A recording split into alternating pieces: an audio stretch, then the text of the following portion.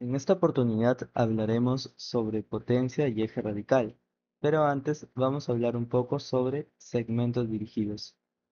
Los segmentos dirigidos son segmentos que tienen un punto de inicio y un punto final, por lo tanto tienen dirección y sentido. La dirección se establece por la línea que contiene a dicho segmento y el sentido es la orientación del punto de inicio al punto final. Por ejemplo, tenemos el segmento OP, que está contenido en una línea L. Entonces diremos que O es el punto de inicio, que P es el punto final y OP es el segmento de dirección L y sentido de O a P. Ahora, por cuestiones prácticas, vamos a considerar al producto de segmentos dirigidos como el producto de sus longitudes acompañados de sus respectivos signos. Por ejemplo, si tenemos los segmentos AB y CD, podemos expresar a su producto AB por CD como más menos AB por más menos CD. No te olvides que el signo depende del sentido. Es decir, si tienen sentidos iguales, los signos serán iguales. Y si tienen sentidos opuestos, los signos serán opuestos. Hablaremos ahora sobre potencia de un punto respecto a la circunferencia. Tenemos tres casos. Para el caso uno, cuando se tiene una circunferencia T y un segmento, en este caso AB, y nos dicen que P está en el interior de la circunferencia. Que se cumple que la potencia de P respecto a la circunferencia va a ser igual a PA por PB. Ahora, vamos a analizar el sentido. Cuando va de A hacia P y cuando va de B hacia P. Notamos que los sentidos son opuestos, por lo tanto los signos también deben ser opuestos. Si consideramos a PA con un signo negativo, entonces PB debe ser positivo. Lo mismo pasaría si consideramos a PA con un signo positivo, entonces PB debería ser negativo. Entonces, la potencia de P respecto a la circunferencia va a ser igual a menos PA por PB. Para el caso número 2, ahora se tiene una circunferencia C con un segmento AB, pero en este caso P está exterior a la circunferencia. ¿Qué se cumple? Se va a cumplir que la potencia de P respecto a la circunferencia es igual a PA por PB. Pero analicemos los signos. Cuando va de A hacia P y cuando va de B hacia P. Notamos que que los sentidos son iguales, ¿no? Porque va de A hacia P y de B hacia P. Entonces, como los sentidos son iguales, los signos también deberían ser iguales. Entonces, la potencia de P respecto a la circunferencia es igual a, si es que PA es negativo, podemos decir menos PA es igual a menos PB. Pero si es positivo, entonces sería más PA por más PB, ¿no? Entonces, la potencia de P respecto a la circunferencia es igual a PA por PB. Para el caso número 3, cuando se tiene una circunferencia C, y en este caso P está sobre la circunferencia, allá se cumple que la potencia de P respecto a la circunferencia es igual a 0. Vamos a ver algunos teoremas. Teorema 1, que se puede decir que es para el caso 1, cuando se tiene una circunferencia C y el segmento AB, y además P es un punto interior a la circunferencia. Entonces trazamos el segmento MC con la condición que P sea el punto medio de dicho segmento. Entonces MP es igual a PC. Ahora si ubicamos el centro de dicha circunferencia, notamos que si unimos O con P, formará un ángulo de 90 grados. Y si unimos O con M, será el radio, ¿no? Ahora vamos a decir que la potencia de P respecto a la circunferencia debe ser igual a MP por PC. Pero como los sentidos son opuestos, los signos también deberán ser opuestos. Por lo tanto, la potencia de P respecto a la circunferencia es igual a menos MP por P. Ahora, como MP es igual a PC, diremos que la potencia de P respecto a la circunferencia es igual a menos MP al cuadrado. Ahora, en el triángulo OMP, notamos que PM al cuadrado es igual al radio al cuadrado menos PO al cuadrado. Pero sabemos que menos PM al cuadrado es la potencia de C respecto a la circunferencia. Entonces, si multiplicamos a todo por negativo, nos quedaría que la potencia de P respecto a la circunferencia es igual a PO al cuadrado menos el radio al cuadrado. Ahora, para el teorema número 2, que se puede decir que es para el caso 2, cuando tenemos una circunferencia y el segmento AB con un punto P en su exterior, ¿no? ¿Qué haremos? Vamos a trazar la tangente de P a la circunferencia. En este caso la tangente será PT, ¿no? Ahora ubicamos el centro de dicha circunferencia, que debe estar por ahí más o menos, y nos damos cuenta que si unimos O con P, formará un ángulo de 90 grados. Y si unimos O con P, eh, podemos formar un triángulo rectángulo, ¿no? Entonces, decimos que por teorema de tangentes en relaciones métricas, PT al cuadrado es igual a AP por PB. Pero no te olvides que eso es igual a la potencia de P respecto a la circunferencia. Ahora en el triángulo rectángulo OTP, podemos decir que PT al cuadrado es igual a PO al cuadrado menos el radio al cuadrado. Pero PT era la potencia de P respecto a la circunferencia. Por lo tanto, la potencia de P respecto a la circunferencia es igual a PO al cuadrado menos el radio al cuadrado. Ahora, para terminar con potencia, cuando tengamos la potencia de un punto respecto a otro punto. Teorema.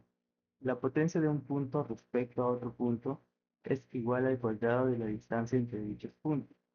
Es decir, si yo tengo el punto A, tengo el punto B y una distancia D, yo puedo decir que la potencia de A respecto a B es igual a esta distancia al cuadrado.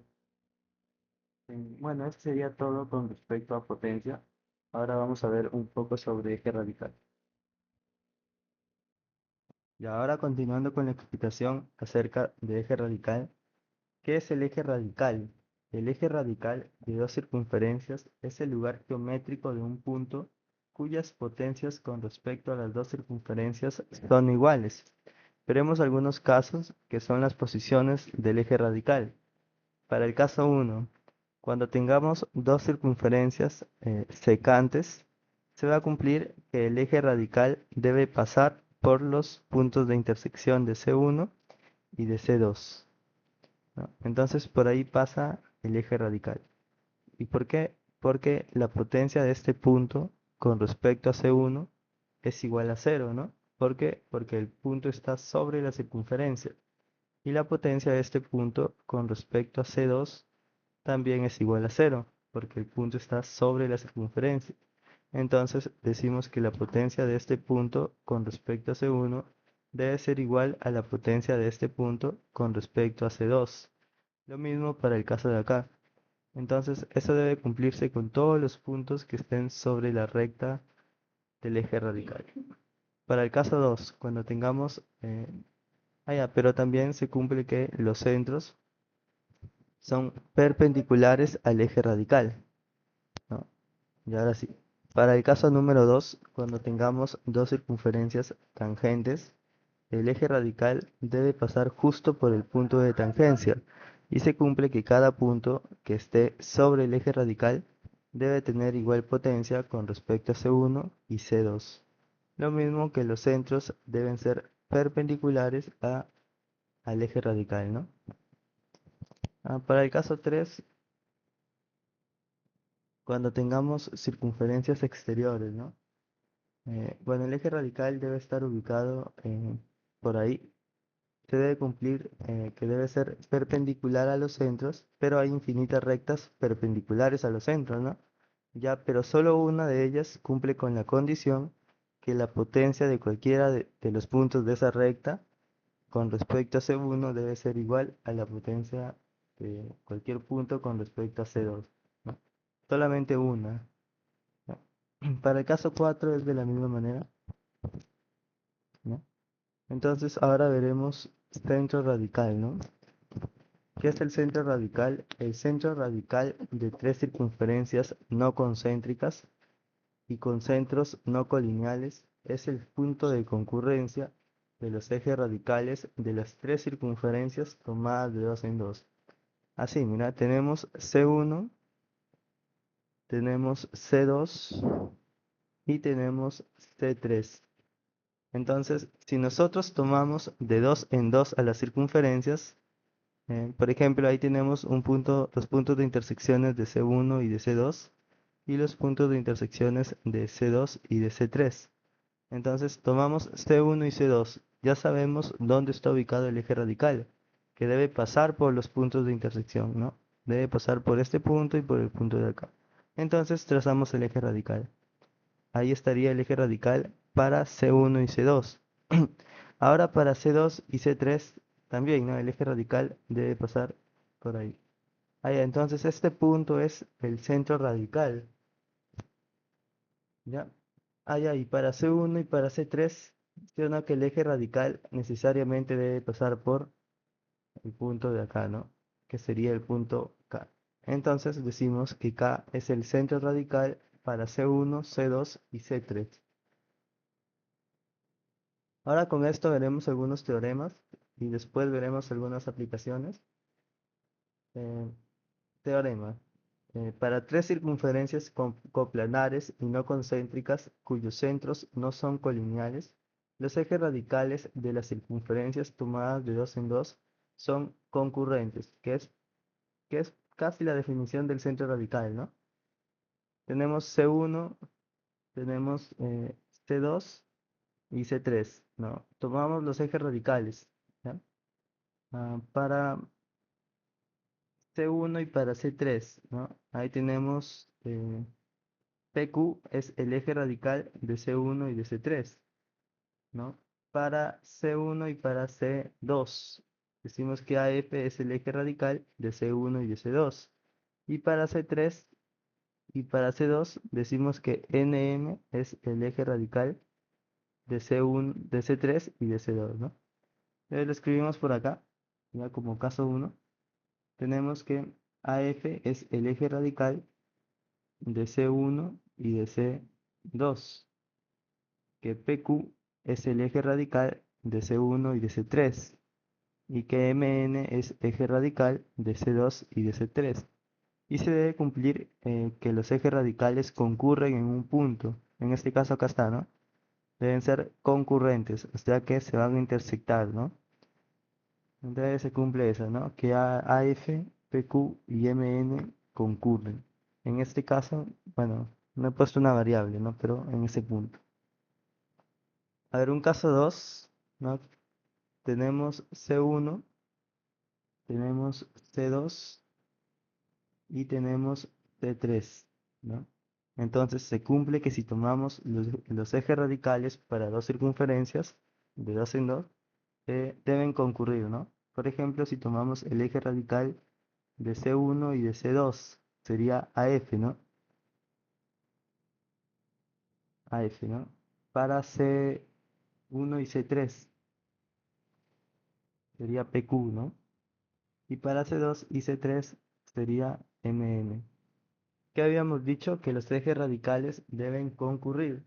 Entonces, si nosotros prolongamos, debe haber un punto de intersección para esos tres ejes radicales. En este caso, el punto será el punto K. Entonces, decimos que AF es el eje radical de C1 y de C2, que PQ es eje radical de C1 y C3, y MN es eje radical de C2 y C3. Y se cumple que AF, PQ y MN concurren. Ya, ahora vamos a probar el teorema de ejes radicales, solamente haremos el caso uno y queda para ustedes el caso 2, que será de la misma manera. Nos piden probar que PQ, AF y NN son concurrentes. Tenemos ahí la circunferencia C1, la circunferencia C2 y la circunferencia C3. Y además los segmentos PQ, AF y NN. Y nos piden probar que estos tres segmentos concurren, ¿no? Es decir, se intersectan.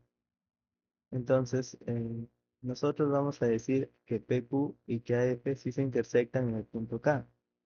Y tendríamos que probar que K o que NM pasa por K, ¿no?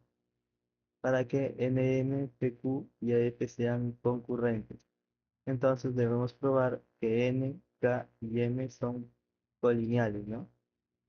Entonces, nosotros sabemos que PQ es el eje radical de C1 y de C3, y que AF es el eje radical para C1 y para C2. Y bueno, de acá el punto de intersección de PQ y de AF. Como sabemos que PQ es el eje radical de C1 y de C3, todo punto que pertenezca a PQ debe tener igual potencia con respecto a C1 que con respecto a C3. Entonces, K pertenece a PQ. Diremos que la potencia de K con respecto a C1 debe ser igual a la potencia de K con respecto a C3. Lo mismo para AF, ¿no? Todo punto que pertenezca a AF debe tener igual potencia con respecto a C1 que con respecto a C2. Entonces, la potencia de K con respecto a C1 es igual a la potencia de K con respecto a C2. De estas dos igualdades, podemos decir que la potencia de K con respecto a C2 es igual a la potencia de K con respecto a C3. Por lo tanto, K debe pertenecer al eje radical de C2 y de C3. Pero ¿quién es el eje radical de C2 y de C3? Es NM, ¿no? Entonces K debe pertenecer a NM. Por lo tanto, K es colineal con N y M. Entonces la potencia, o bueno, decimos ya que PQ, AF y NM son concurrentes. Ahora desarrollaremos algunos problemas de geometría en figuras. Para el problema 6.5.5, se tiene una circunferencia C1 secante a una circunferencia C2 en los puntos N y M. Se prolonga MM hasta un punto P y desde P se trazan tangentes a C1 en el punto A y a C2 en el punto B. Nos piden probar que PA es igual a PB. Entonces, nosotros sabemos que MN es eje radical para C1 y para C2. Entonces, como P pertenece a MN, entonces la potencia de P con respecto a C1 debe ser igual a la potencia de P con respecto a C2. Y por teoremas de tangentes, sabemos que la potencia de P con respecto a C1 es igual a PA al cuadrado. Esto ya lo habíamos explicado como teorema. Si revisan, ya está demostrado también. Entonces, ya lo mismo para C2, la potencia de P con respecto a C2 es igual a PB al cuadrado. Como la potencia de P con respecto a C1 y la potencia de P con respecto a C2 son iguales, diremos entonces que PA es igual a PB. Y eso sería todo, ¿no? Ahora para el problema 6.5.6, se tienen dos circunferencias en C1 y C2, las cuales son secantes en N y M. Se traza una circunferencia que contiene a C1 y a C2 y además es tangente a C1 y a C2 en los puntos A y B. ¿No? Y se trazan las tangentes de C3 en A y B y se intersectan en el punto P. Nos piden probar que N y P son colineales, ¿ya? Que pertenecen a una misma línea, ¿no? Ahora, nosotros ya no podemos partir diciendo que Nm es el eje radical y que la potencia de P con respecto a C1 debe ser igual a la potencia de P con respecto a C2, porque no sabemos que sean colineales, ¿no? Entonces no sabemos que P pertenece a Nm, así que no podemos partir así, ¿no? Lo que sí podemos decir es que Mn es eje radical de C1 y de C2, pero no necesariamente que P pertenezca a Nm, ¿no? Eso es lo que debemos probar. A ver, sabemos que la potencia, o bueno, sabemos que el eje radical para C1 y para C3 debería ser PA, ¿está bien? También lo hemos explicado. Y además, porque la potencia de A con respecto a C1 es cero y la potencia de A con respecto a C3 también es cero, ¿no? Por eso AP es eje radical de C1 y de C3. Entonces, la potencia de P con respecto a C1 debe ser igual a la potencia de P con respecto a C3, porque todo punto que pertenezca al eje radical debe tener igual potencia con respecto a C1 que con respecto a C3. Lo mismo para el caso de acá, PB es eje radical de C2 y de C3, entonces la potencia de P con respecto a C2 debe ser igual a la potencia de P con respecto a C3. De acá podemos decir que la potencia de P con respecto a C1 es igual a la potencia de P con respecto a C2. Por lo tanto, P pertenece al eje radical de C1 y de C2. Pero ¿quién es el eje radical de C1 y de C2? Es Mn, ¿no? Entonces, P pertenece a Mn. Por lo tanto, M, N y P son colineales. Ya, eso sería todo con respecto a eje radical. Me hubiera gustado desarrollar más problemas del libro, pero tendríamos que aplicar otros temas, ¿no? Como Montesia, más temas. Entonces, conforme vayamos desarrollando los temas, vamos a ir desarrollando también los problemas del libro. ¿Ya? Bueno, eso sería todo.